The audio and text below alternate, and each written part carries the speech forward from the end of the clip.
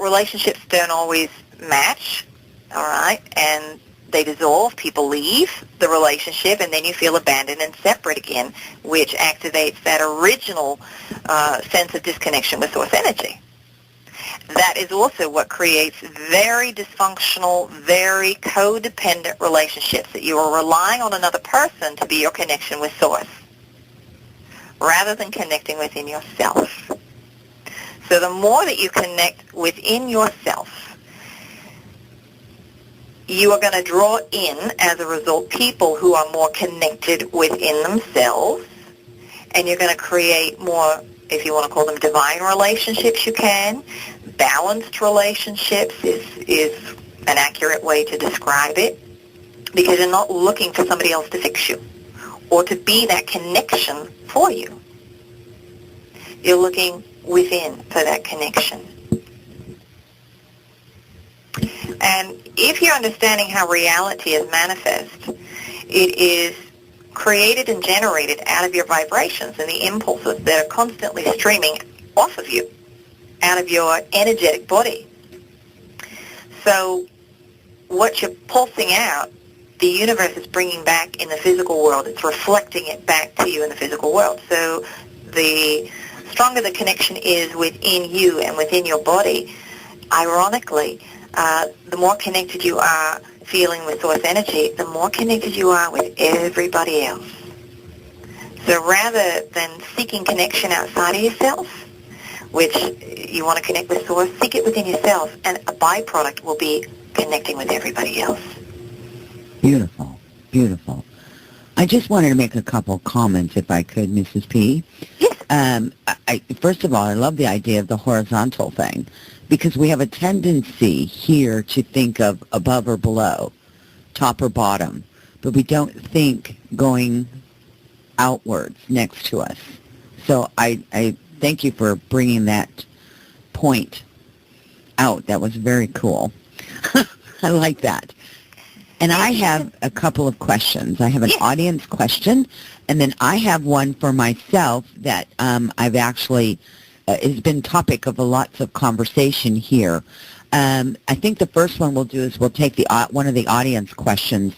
There was a gentleman in the chat box by the name of Brian that asked about the golden beings that are working with him now. Were you familiar with the group of golden beings?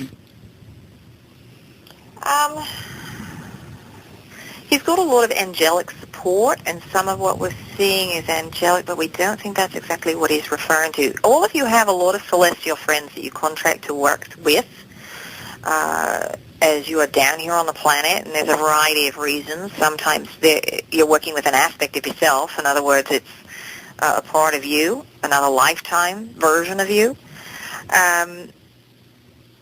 Cerulean beings are who we're seeing, and they work very lyrically. They work with tone and sound, and that's who we're seeing him working with, cerulean beings. Wonderful. And that's not really going to mean a lot to most of you, or to be honest, with any of you, because you've yet to be introduced to most of the galactic community. There are a few star systems that you're familiar with, but it's a very vast galaxy, let alone universe. Yes. Yes, that's such an understatement. It's huge. It's quite intense. All right, here's another question. You were talking earlier, Mrs. P, about tone and sound. When you were talking about how you work with individuals versus groups and et cetera and so forth. There's somebody that is, and I'll have to spell this word because I really am not sure how it would be pronounced. Solfeggio, solfeggio frequencies or solfeggio tones. Are you familiar with those? We can find the vibration that you're looking for there. Okay. And was the question there regarding it? What is any feedback? This is from a Brad that come also from the chat box.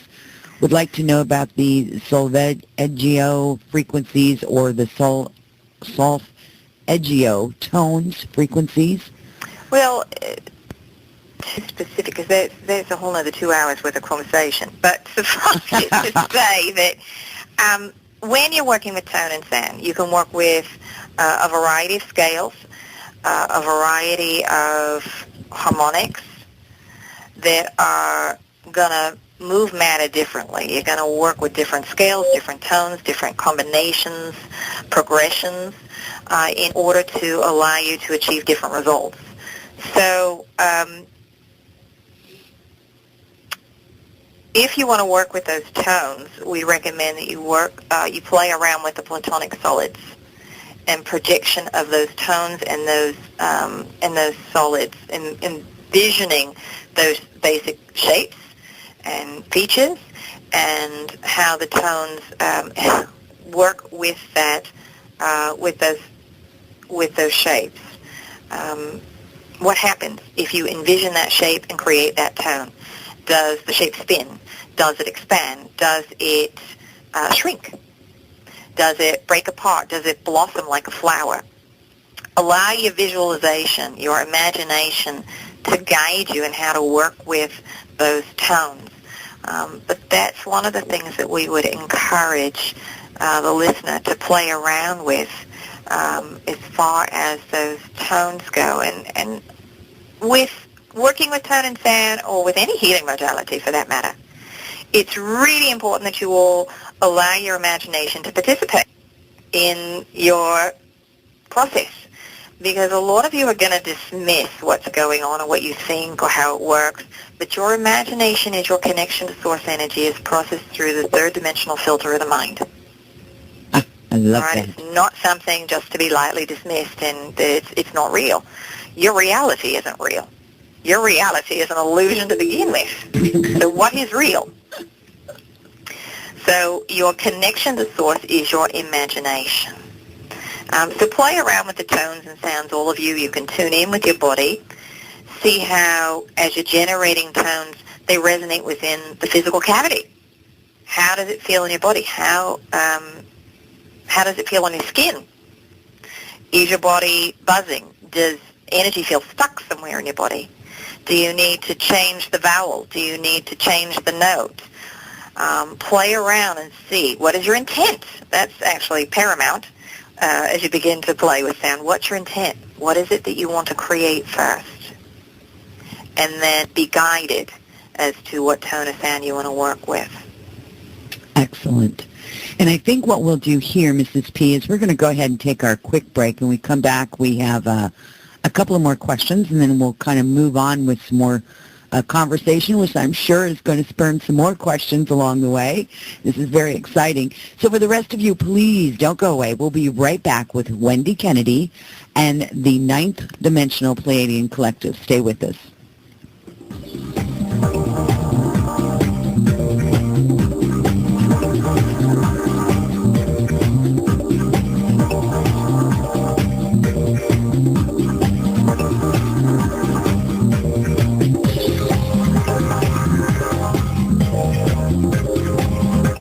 For 58 years, fate has provided true reports of the strange and unknown. Fate brings you the latest on all the aspects of paranormal, like angels and miracles, psychic phenomena, ghosts, UFOs, and much, much more.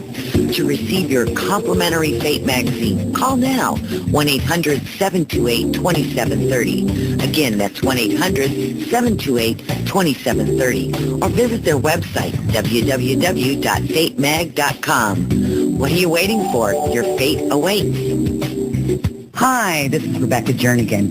I invite you to check out my colleagues at Certified Psychics. I have been working with them since the early 90s, and they provide such great services and great psychics from all types of modalities: tarot, astrology, clairvoyance, mediumship, and more. You know, they're there when you need to talk to someone right away, or you can make an appointment with your favorite psychic for a phone